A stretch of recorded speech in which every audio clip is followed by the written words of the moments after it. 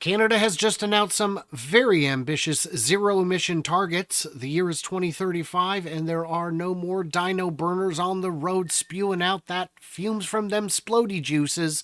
Let's talk about how that's even going to work and why it matters. I'm Brian. Welcome to my Tesla Weekend. Joining me, as sometimes is, a Herbert from Brighter With.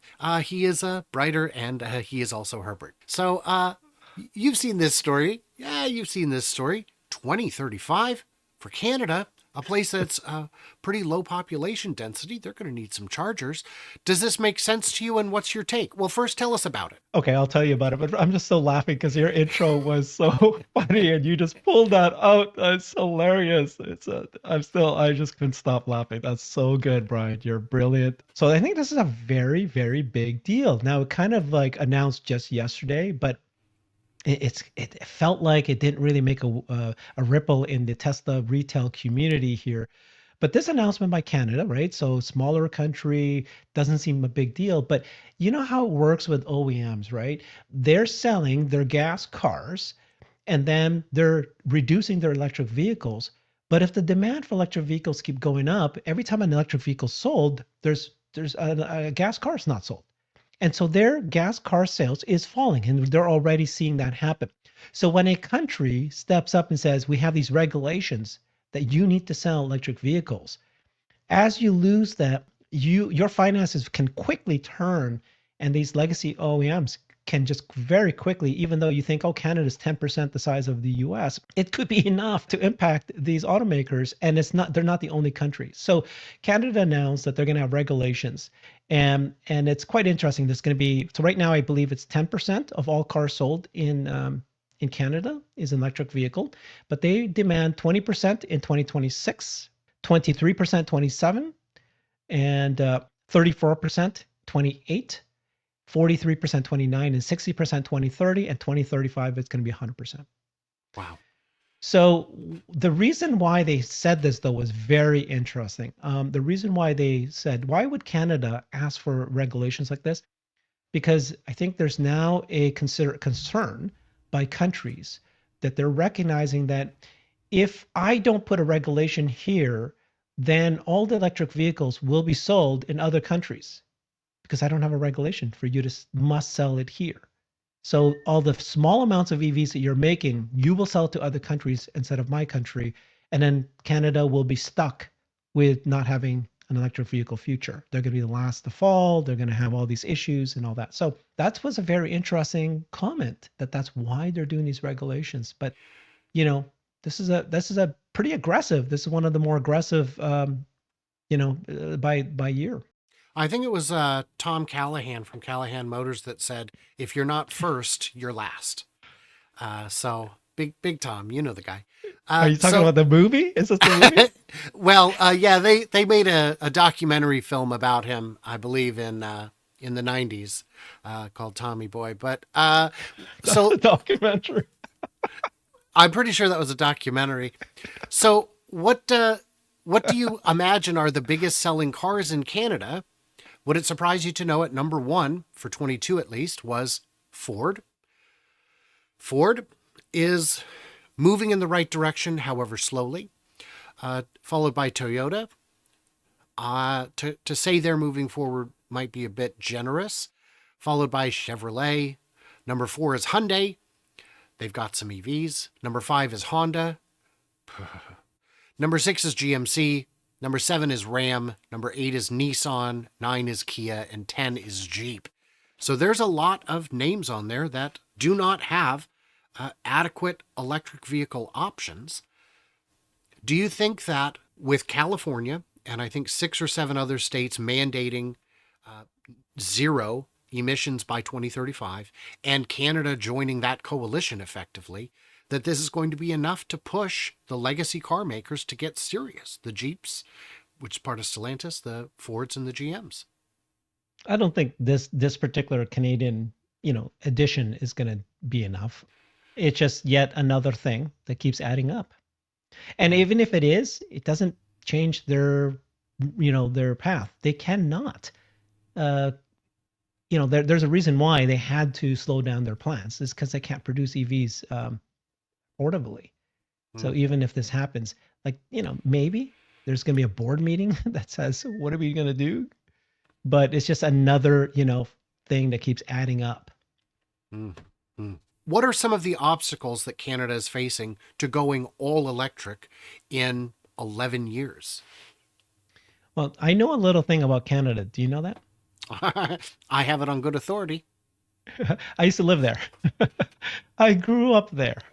I've lived there for so many years, 20, 30 years. I can't remember if I calculate exactly.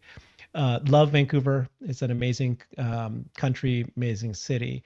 So, what are the obstacles for them to become electric vehicle nation? I mean, Canada is very similar to the US. I'm just trying to think of, like, is there a cultural issue? Is there, I think I it's a mean, geographic issue. I think you're going to have to fill big areas of interstate between mhm. empty cities with charging that may not be there yet, but I that's don't know. doable. The No, I don't. I don't see that. You know why?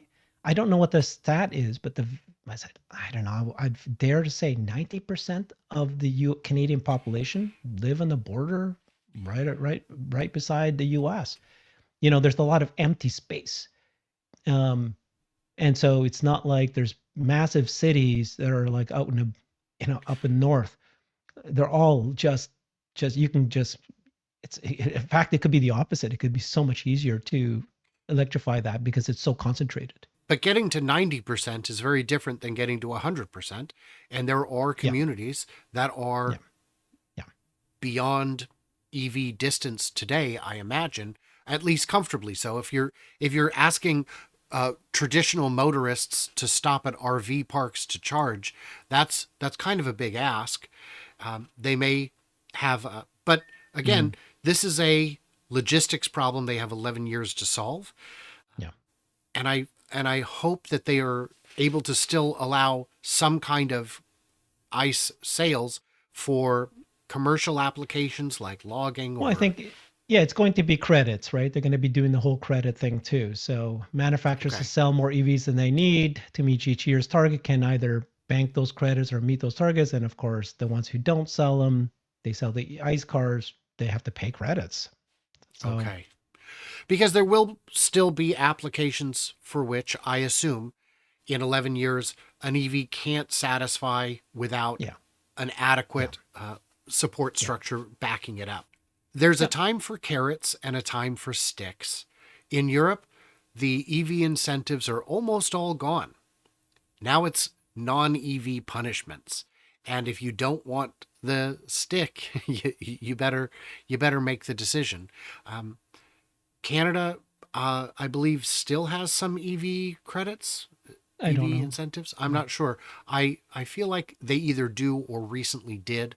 Um, as this transition moves forward, those incentives will go away.